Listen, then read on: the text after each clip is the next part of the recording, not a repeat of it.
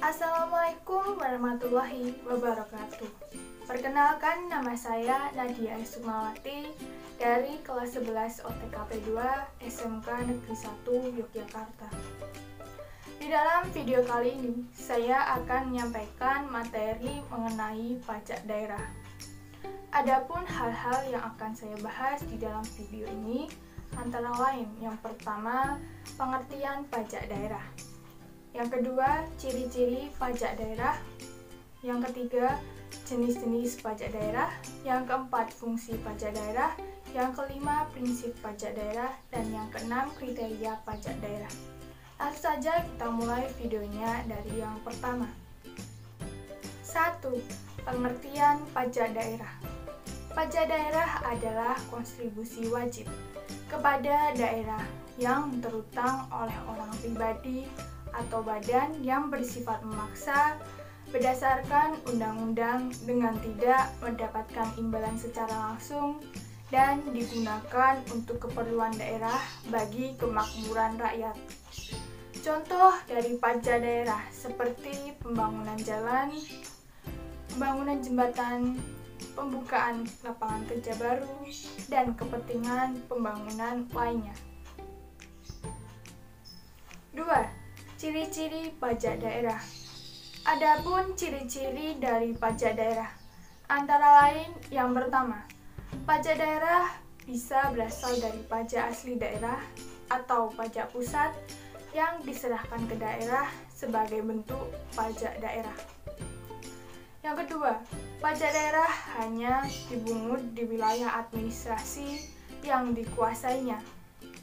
Yang ketiga, pajak daerah digunakan untuk membiayai urusan atau pengeluaran pembangunan dan pemerintahan daerah.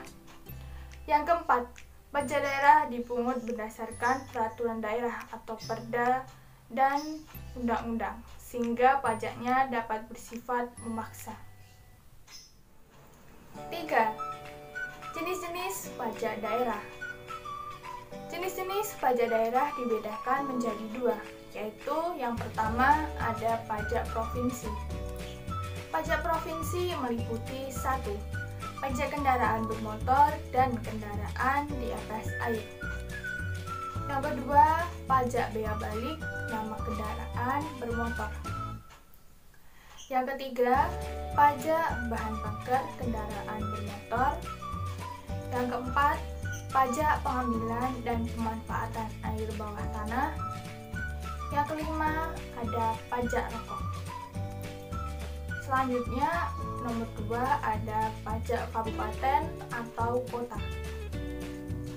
Pajak kabupaten atau kota meliputi 1. Pajak hotel, 2. Pajak restoran, 3. Pajak hiburan, 4. Pajak reklame, 5.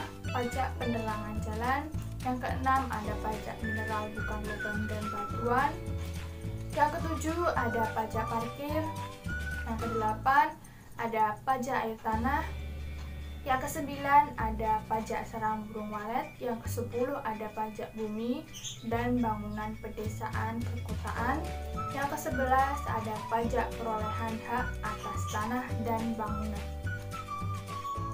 4. Fungsi pajak daerah. Fungsi pajak daerah dibagi menjadi 2, yaitu yang pertama fungsi penerimaan. Fungsi ini disebut sebagai fungsi yang sederhana, dapat diartikan sebagai alat pemerintah daerah untuk menghimpun dana dari masyarakat dalam berbagai kepentingan pembiayaan pembangunan daerah. Yang kedua ada fungsi peraturan. Fungsi lain dari pajak daerah adalah untuk mengatur atau reguler. Dalam hal ini, pajak daerah dapat digunakan oleh pemerintah daerah sebagai instrumen untuk mencapai tujuan-tujuan tertentu. 5. Prinsip-prinsip pajak daerah. Prinsip-prinsip pajak daerah dibagi menjadi 4, antara lain. Yang pertama, prinsip keadilan. Pemungutan pajak yang dilakukan terhadap semua subjek pajak harus sesuai dengan batas kemampuan masing-masing. Sehingga dalam prinsip ini, setiap masyarakat yang dengan kemampuan yang sama dikenai pajak yang sama, dan masyarakat yang memiliki kemampuan berbeda memberikan kontribusi yang berbeda sesuai dengan kemampuannya masing-masing. Yang kedua, ada prinsip kepastian. Dalam prinsip ini ditekankan pentingnya kepastian, baik bagi aparatur pemungut maupun wajib pajak.